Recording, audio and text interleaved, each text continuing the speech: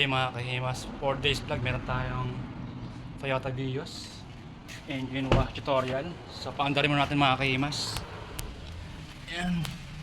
Manual transmission. Okay. Kailangan naka-neutral. Yan, para sa mga baguhan. Okay, neutral bago nyo paandarin. Andarin natin. So ayan mga kahimas, paandarin natin. Ayan, hintayin mo natin umilo yung gauge bago natin i-start. Okay, paandarin natin.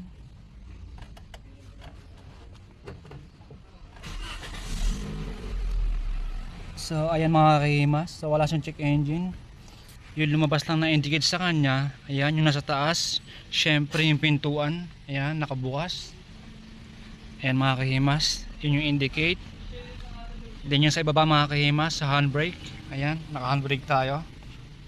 Okay, para sa mga baguhan, ayan, bababa ko po yung handbrake. Ayan, so wala na po siya. Taas po yung handbrake. Okay. So mga kahimas, kailangan po after natin mag engine wash, ganyan pa rin yung kalabasan ng gauge panel. Okay. So naandar yan mga kahimas, pinaandar muna natin para kasiguraduhan. Okay, para meron tayong pattern. Hindi yung, ayan, para sa mga gusto mag DIY o sa mga gusto mag engine wash, sa mga baguang empleyado ng car wash o mga baguang car wash owner, baka makatulong sa inyo. Pinakamaganda ay paandarin nyo muna, kuha nyo ng video para sa inyong mga kliyente. Then syempre sa mga car wash owner, sa mga gusto mag DIY, sa mga gusto mag DIY, car owner, yan. Syempre bago kayo mag engine wash mga kahimas, kailangan nyo dyan ay blower. Okay, mahalaga po ang blower para matuyo ang mga terminal socket sensor. Okay, para hindi magkaroon ng aberya.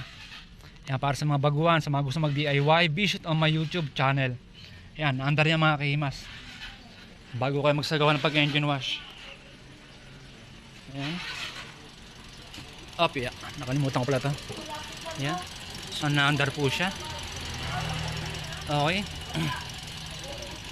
So yun mga kahimas, no, kapag ako nag-engine wash sa mga ganito or depende sa mga unit, nag-iiba po kasi ang unit. Tulad nito mga kahimas, ay pwede nyo tanggalin yung kanyang yan, plastic cover. Okay, para ma-blower ninyo at malinis ninyo ng maayos yung kanyang mga ignition coil. Ayan, lalo yung kanyang mga terminal socket sensor ay kailangan nyo ma-blower ng maayos. So kung namamalya, pwede nyo siyang tanggalin one by one ang kanyang ignition coil. Pero syempre mga kahimas, based on my experience at turo sa akin ng mga mekaniko, bago kayo magtanggal ng ignition coil, tanggalin nyo muna yung negative ng battery. Okay, yan sabi sa akin ng mga pioneer ng mga mekaniko, bago nyo i-blower. Minsan kasi namamalya yan yung mga ignition coil, spark plug kapag nababasa. Yan, para sa mga baguhan. At iwasan nyo rin na maputol yung kanyang mga cable harness. Yan, dahil pwede yan pagsimulan ng check engine. Yan. Okay, mga cable na yan mga kahimas, para di magkaroon ng check engine. Yan mga kahimas, Toyota Vios 2016 model. Yan, 2016 model. Syempre mga kahimas, no, kapag ako nag-engine wash mga kahimas, pati yung alternator binabasa ko rin.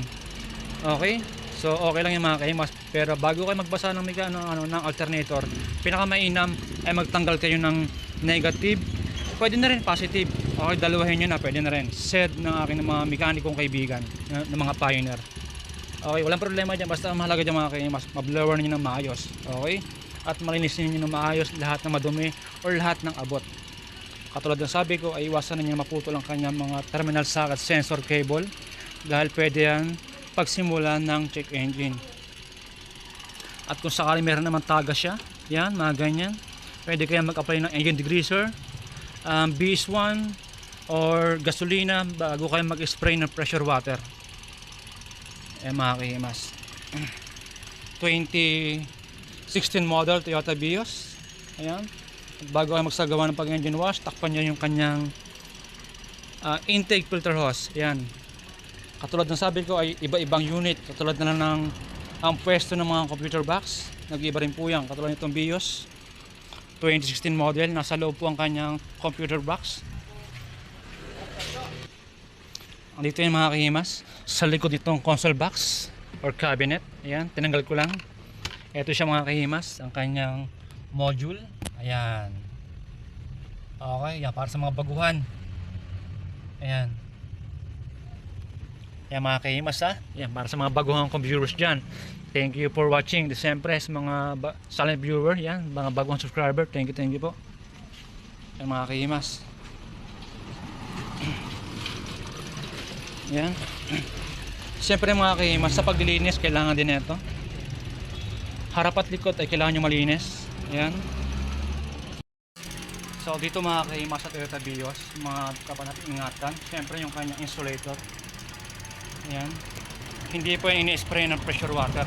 Okay, mamaya papakita ko yung tutorial upang kayo hindi makasira. Dahil yan po ay gawa sa manipis na lawanet. Ayan mga kahimas, material. Or foam. Ayan. Marahil ito sa ibang shop ay binasa kaya ganyan, lumundo na. Okay. Hindi po yung ini-spray ng pressure water ang insulator. Siyempre ang ingatan nyo rin ang kanyang intake filter hose. Yan, pwede kayo magtakip ng plastic. Then after niyo mag engine wash, pwede nyo tanggalin yung plastic. Okay? Huwag nyo kalimutan. Siyempre yung kanyang computer box ay nasa loob. Ang dapat nyo lang ingatan, insulator, intake filter hose. Siyempre bago kayo maghugas ng makina, tanggalin nyo yung negative tsaka positive, or negative lang pwede naman. At siyempre yung kanyang exterior panel ay inyong ingatan. Paikot. Okay. Iwasan ninyo na tumama yung inyong mga belt or metal na bagay tulad ng mga susi. So hindi lang makina ang inyong iingatan. Okay, pati rin yung exterior. Yan, para sa mga baguhan ay pwede kayo gamit ng apron or magsuot kayo ng short na walang metal na bagay. Yun lang, short ko lang sa inyo. So ayun mga kahimas na andar, patayin muna natin. Ayun mga kahimas. Okay. So kailangan ganyan pa rin. Yan, para sa mga baguhan, visit on my YouTube channel. Yan, patayin natin mga kahimas. At tayo ay mag-aalis ng negative at positive. So diskarte ko yung mga kahimas. Yan. Okay. So yun mga kahimas na mga kailangan natin. Siyempre aluminum cleaner para sa kanyang aluminum hose. Meron po niyan sa online, palinis ng aluminum hose. Ayan mga kahimas. Okay.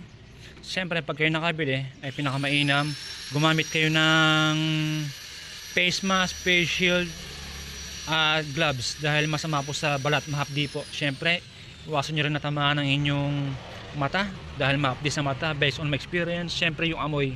Okay, at iwasan nyo rin na madampot ng bata ang aluminum cleaner. Siyempre mga kahimas, engine degreaser kailangan din natin para sa engine panel, plastic. Meron po niya sa online. Ayan, engine degreaser. Okay, pressure water kailangan natin. Blower, kung wala kayong blower, pwede naman air compressor. Car shampoo, wala kayong car shampoo, pwede naman dishwashing or powder, pwede naman yun. Basta ang mahalaga ay masabunan nyo na maayos yung lahat ng area. Okay, detailing brush or paint brush sa mga hindi abot na area ng ating mga daliri. Ayan. Okay mas. Okay.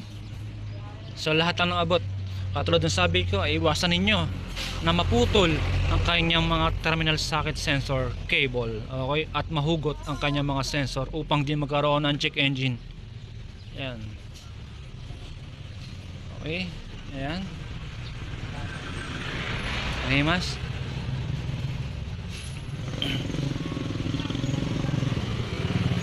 Okay. If in case naman mga kahimas na merong ang tagas ng langis, pwede kayo mag-apply ng gasolina bago kayo mag-spray ng pressure water or engine degreaser, kerosene, WD-40, pwede naman yun kahit alin doon kung ano yung available sa inyo.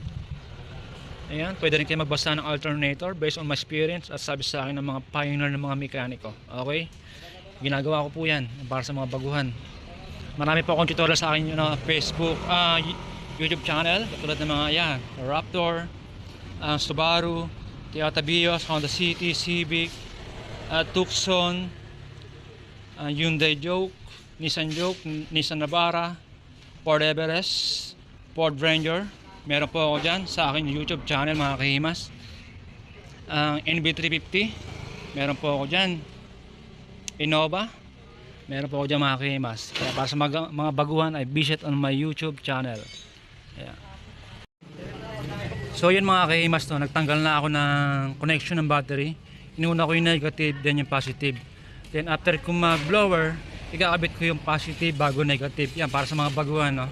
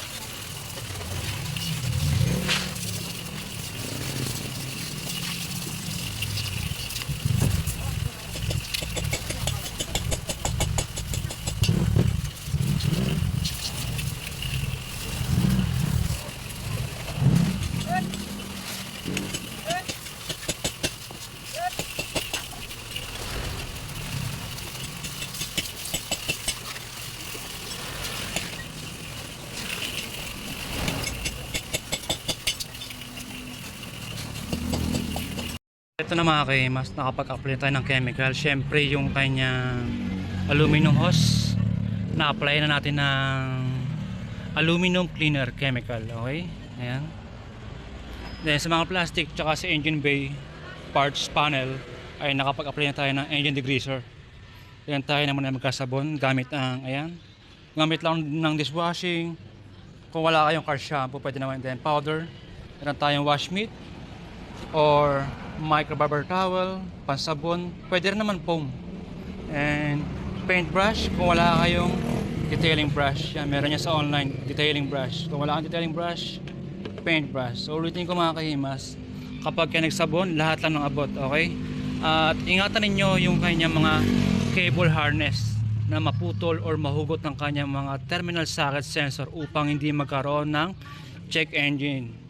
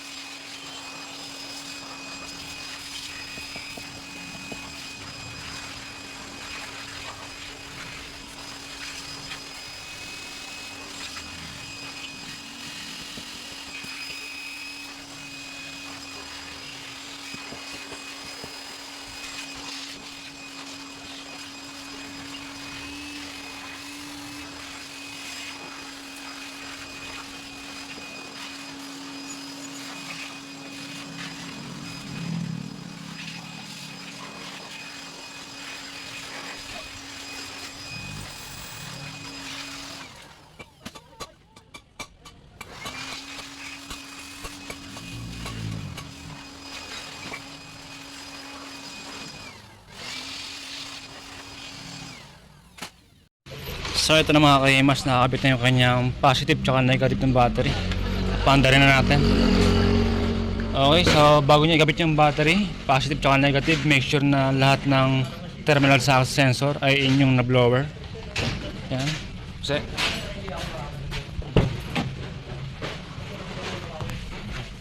Manual transmission, kailangan naka-neutral bago niyo paanda rin. Okay, play safe.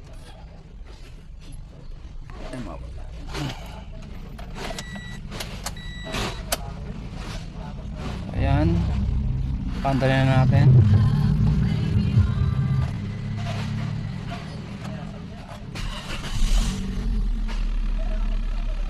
So ayan, wala po siyang check engine mga kahimas. Okay, Magaling. same pa rin ng una. Lalo ka nilang makukurso na daan. Ginawa natin. Sana all. Ayan mga kahimas, walang check engine. Ayan, para sa mga baguhan, ayan, visit on my YouTube channel. Okay. Then pwede kayong gumawa ng video bago nyo isagawa yung engine wash. Okay, para meron kayong, sa mga gusto mag DIY, para meron kayong pruweba sa mga baguhang car wash owner. Okay, bago nyo engine wash. Ay, wala po siyang check engine. Natin.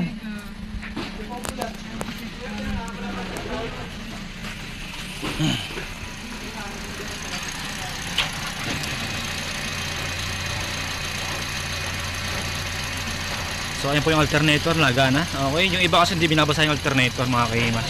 So pwedeng basahin yan. Sabi sa akin ng mga mekaniko, basta ang unahin nyo lagi bago kayo magbasa ng ng alternator, tanggalin nyo yung negative or positive, sama nyo na rin. Ayan.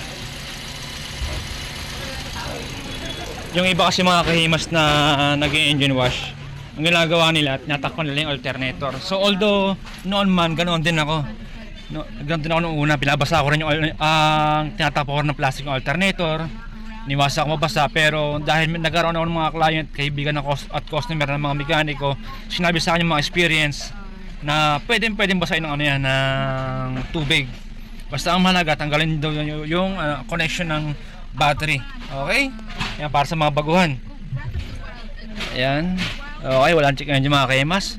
So thank you for watching. Keep safe and God bless.